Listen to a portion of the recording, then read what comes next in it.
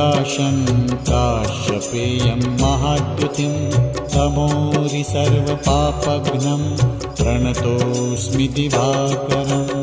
ॐ ह्रां ह्रीं ह्रौं स्वः सूर्याय नमः।